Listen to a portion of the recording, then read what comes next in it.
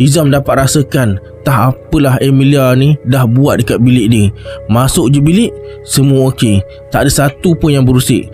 Dekat bilik mak ayahnya, bra-bra mak Hizam semua hilang, termasuklah barang kemas dan baju kurung raya 3 pasang.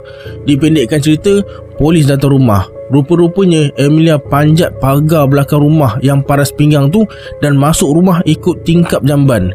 Punyalah hebat si Emilia ni, sampai seorang jiran pun tak perasan ada orang pecah masuk rumah si Hizam ni.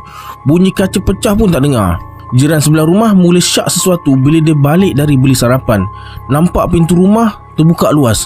Masa mula-mula nampak tu dia tak syak apa-apa sebab pagar berkunci. Tapi bila perasan kereta tak ada, rumah kosong tak ada orang, dan bila dipanggil-panggil tak ada yang menyahut, tu yang dia rasa ada benda yang tak kena. Ngam-ngam keluarga Hizam sampai lepas jiran call polis. Meriah jugalah rumah Hizam hari Sabtu tu. Masa ramai-ramai tu, ayah Hizam cerita pasal Emilia.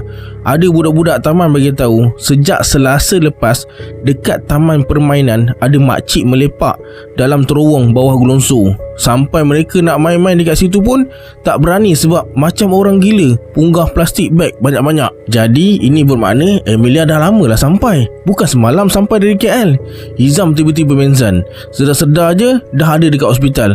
Mak dia dengan adik-adik je yang ada dekat hospital. Ayah dia tak ada, tengah cari Emilia dengan jiran-jiran yang lain. 2 hari terlantar dekat hospital, Hizam dibenarkan pulang. Sepanjang dia dekat hospital, tak ada apa yang berlaku.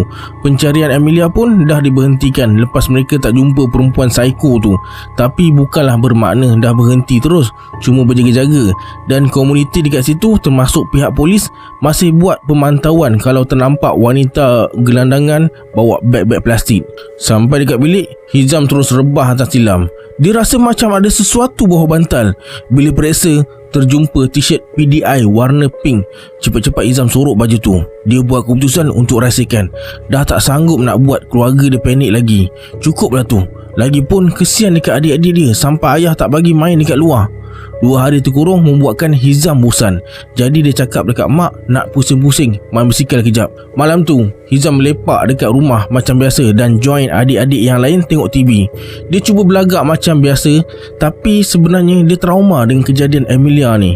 Setiap kali telefon berdering, mesti dia panik. Bukan dia je, tapi satu keluarga jadi panik. Sejak masuk hospital, selalulah telefon tu berbunyi, tapi kebanyakannya dari saudara mara, rakan atau kawan-kawan tanya khabar. Tiba-tiba, "Mak!" salah seorang adiknya panggil dari dapur. Hizam yang kebetulan nak ke dapur terus kesengki dekat adik dia.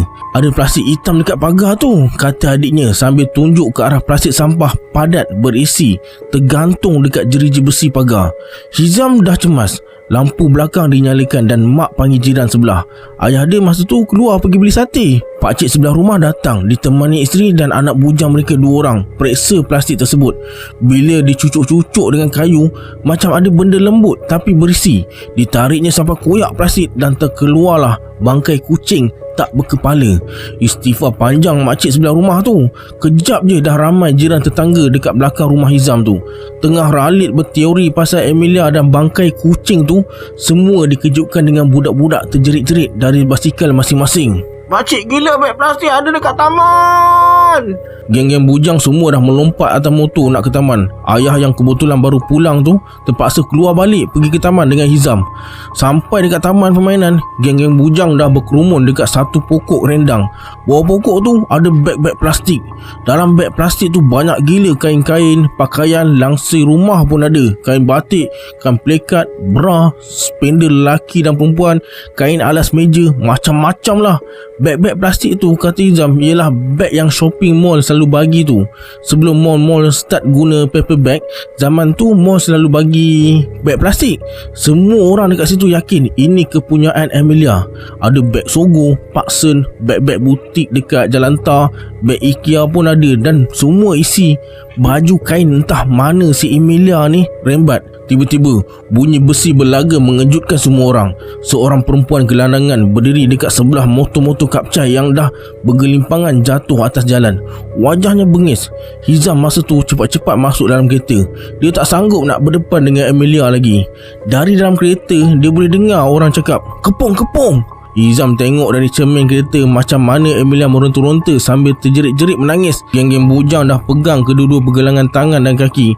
Adalah 2-3 orang macam bagus pergi tampar dan herdik perempuan gelandangan tersebut. Rasa kesian dan penyesalan muncul di hati Hizam. Tak sanggup dia tengok Emilia diperlakukan macam binatang.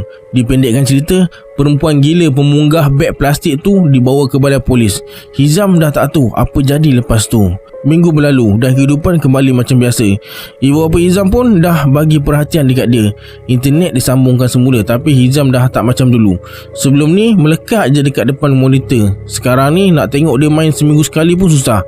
Ayah dia pula yang lebih-lebih main internet, baca website politik baru dan paling panas masa tu, iaitu Malaysia Kini. Ambil masa berbulan-bulan jugalah untuk Hizam betul-betul pulih dari traumanya tu. SPM pun dapat SAP je, tapi ibu bapa dia tak bising lah memandangkan dia baru pulih dari kejadian yang menakutkan tu. Hizam repeat balik tahun depan dan sampailah dia masuk ke universiti. Begitulah ceritanya.